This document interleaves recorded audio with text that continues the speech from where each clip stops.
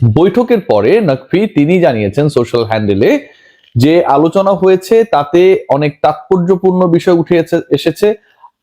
Pakistan cricket বোর্ডের অবস্থান তুলে ধরা হয়েছে, আইসিসি কোন জায়গায় রয়েছে সেটা তুলে ধরা হয়েছে, এবং আমরা কি ডিসিশন নিতে যাচ্ছি সেটা কামিং ফ্রাইডে অর মানডেতে জানানো হবে। আজকে হচ্ছে আমি যতটুকু জানি, আপনারা সবাই জানেন যে 26 তারিখ, মানে 26 জানুয়ারি। 26 জানুয়ারি মানডে, পরের যে মানডে সেটা হচ্ছে আপনার 2 ফেব্রুয়ারি। আবার যদি আমরা ফ্রাইডের হিসাবটা করি তাহলে সেটা হচ্ছে 29 তারিখে পরে, 30 তারিখে পরে, এবং এটাও এখন থেকে মোটামুটি আরো 4 দিন পরের ঘটনা।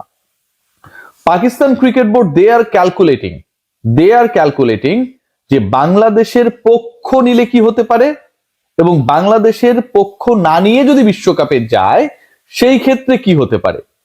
আলটিমেটলি বাংলাদেশ যাদেরকে তাদের বিশ্বস্ত বন্ধু মনে করেছিল, বাংলাদেশ না খেললেও পাকিস্তান খেলবে না, plan A B C D ready আছে। বাংলাদেশের ব্যাপারে আইসিসির আনুষ্ঠানিক মেইল আসার পরই সেই ব্যাপারে ডিসিশন জানাবে Pakistan cricket board. Pakistan cricket board waiting for the call from the prime minister Shahbaz Sharif. তিনি ওয়াশিংটনে ছিলেন, ট্রাম্পের সাথে বৈঠকে গেছেন, তিনি ব্যাক করার পরেই এ ব্যাপারে সিদ্ধান্ত জানা যাবে। এখন জানা যাচ্ছে যে latest next Friday or maximum পরের সপ্তাহে, মানে আজকে সোমবার, পরের সোমবারে জানা যাবে পাকিস্তান বিশ্বকাপ খেলা না খেলার ব্যাপারে কি সিদ্ধান্ত নিচ্ছে।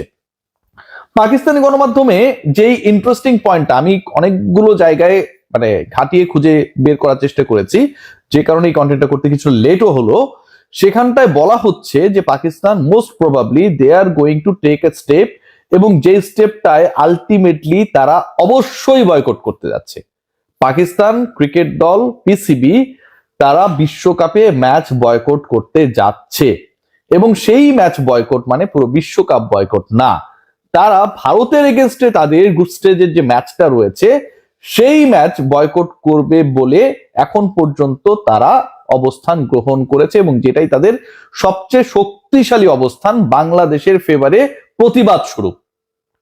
অর্থাৎ পাকিস্তান আলটিমেটলি আপকামিং ওয়ার্ল্ড কাপে খেলতে যাচ্ছে, সেখানটায় গিয়ে তারা ভারতের এগেনস্টে ম্যাচ খেলবে না, যেই ম্যাচটা থেকে সবচেয়ে বেশি রেভিনিউ করে ICC. ICC is the other part of the BCCI, এবং সবচেয়ে বেশি লোকসানের যে জায়গাটা, টেলিকাস্টিং রাইটস থেকে শুরু করে বিপণন এভরিথিং, সেই জায়গাটায় পাকিস্তান আঘাত করতে চায়। এবং পাকিস্তান ক্রিকেট বোর্ডের থিঙ্কিংটা অনেকটা এরকম যে ভারতের বিপক্ষে ম্যাচ করলে ডেফিনেটলি পাকিস্তানের লস রয়েছে, কারণ ওই ম্যাচকে কেন্দ্র করে যে হাইপ রয়েছে, বিজ্ঞাপন রয়েছে, এন্ডোর্সমেন্ট রয়েছে, সবকিছু মিলে সেই লসটা যতটুকু পাকিস্তানের তার থেকে ইন্ডিয়ান ক্রিকেট বোর্ডের। সো একদিক থেকে বিশ্বকাপেও তারা অংশগ্রহণ করবে, এখন পর্যন্ত তাদের যা স্ট্যান্স যেটা এখন পর্যন্ত ক্লিয়ার করা হচ্ছে না, কামিং ফ্রাইডে অর মানডেতে এটা জানানো হবে। এবং এই অংশগ্রহণ করতে গিয়ে তারা যেন বাংলাদেশকেও হতাশ না করে সেই ডিসিশনটাও তারা নেবে টেকনিক্যালি ভারতের বিপক্ষে, যেই ভারতের সাথে বাংলাদেশের নিরাপত্তা সংক্রান্ত ইস্যু নিয়ে ঝামেলা, যেই ভারতীয় ক্রিকেট বোর্ডের সাথে বাংলাদেশের সমস্যা, যেই ভারতীয় ক্রিকেট বোর্ডের সাবেক প্রশাসক আইসিসির এই মুহূর্তে নিয়ন্ত্রণে রয়েছেন, সেই ভারতের বিপক্ষে ম্যাচ না খেলে পাকিস্তান বাংলাদেশকে এই সান্ত্বনা দিবে যে আমরা তোমাদের সাথেই আছি। এখন এই ঘটনাটা যদি ঘটে, এটা কতটুকু লজিক্যাল, এটা কি বাংলাদেশের মানুষের, বাংলাদেশ ক্রিকেট বোর্ডের যে expectation so far from PCB সেটা কি ফুলফিল করে? আমার কথায় তো কোনোভাবেই ফুলফিল করে না। মানে আপনি যখন এভাবে হবেন তখন আপনি এখান থেকে পড়লেও একসাথে পড়বেন, উড়লেও একসাথে উড়বেন। কিন্তু ওই জায়গাটায় বাংলাদেশ পুরা কুইট করে ফেললো, তারা খেলবে না, তারা ডিসাইড করে ফেললো, এবং নেগোসিয়েশনের আগেই একদম প্রথম দিন বাংলাদেশ জানিয়ে দিল জানুয়ারি 4 তারিখে যে আমরা খেলবো না। সেই জায়গাটায় পাকিস্তান শেষ পর্যন্ত সময় নিচ্ছে যে তারা খেলবে কি খেলবে না, এবং সেটা ফেব্রুয়ারি পর্যন্ত তারা সময় নিচ্ছে, ফেব্রুয়ারির 2 তারিখ পর্যন্ত। তখন তারা জানিয়ে দিচ্ছে বা জানিয়ে দেবার প্রতিশ্রুতি দিচ্ছে যে বিশ্বকাপে পাকিস্তানের অবস্থানটা কি হবে। এই যে ডিলে, এই ডিলেতে বাংলাদেশের আলটিমেটলি কোনো লাভ নেই। কেন?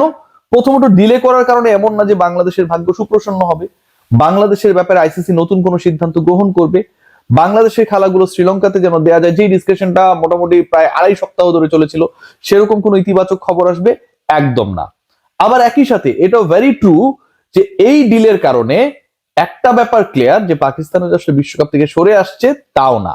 যে তিনটা বিকল্পের কথা বলা হয়েছিল সেই তিনটা বিকল্প একটু আগে যেটা আমি বলছিলাম, 1 নম্বর বিকল্প ছিল বিশ্বকাপ বয়কট করা। পাকিস্তানি গণমাধ্যম বলছে যে পাকিস্তান আসলে বিশ্বকাপ বয়কট করবে না। এটা আমার কথা না, নিউজ এজেন্সি গুলো যে নিউজটা করেছে according to the statement and the position of PCB. Number 2 যেটা আর্ম ব্যান পড়া। নাম্বার 3 ভারতীয় ক্রিকেট বোর্ডের সাথে যেহেতু পাকিস্তানের গ্যাঞ্জাম, সো ওই জায়গাটা থেকে পাকিস্তান ভারতের বিপক্ষে ম্যাচ না খেললে সবচেয়ে বেশি লস করবে আইসিসি, এবং আইসিসির নেতৃত্বে যেহেতু ইন্ডিয়া কন্ট্রোল করছে বা ইন্ডিয়া রয়েছে, সেই সুযোগটা নিতে চায় পিসিবি। এখন পর্যন্ত ডিসিশন মেক করতে না পারা, অথবা শাহবাজ শরীফের সাথে নাকভির বৈঠকের পরে মোটামুটি একটা সিগনিফিকেন্ট অ্যামাউন্ট অফ টাইম হাতে রাখা, মানে প্রায় 96 ঘন্টা থেকে শুরু করে প্রায় 150 ঘন্টার কাছাকাছি যে সময়টা হাতে রাখা হয়েছে, সেই সময়টা ইন্ডিকেট করে, এই টু মাচ টাইম নেয়া ইন্ডিকেট করে একটাই জিনিস, সেটা হচ্ছে Pakistan is not going to boycott the upcoming world cup very easily. তারা একটা সম্ভাব্য বিকল্প খুঁজছে, যেটা দিয়ে তারা প্রতিবাদও জানাবে, বাংলাদেশকেও খুশি রাখবে, ভারতীয় ক্রিকেট বোর্ড এবং আইসিসি কেও তারা কিছুটা বেকায়দায় ফেলবে। সবাই ভালো থাকবেন।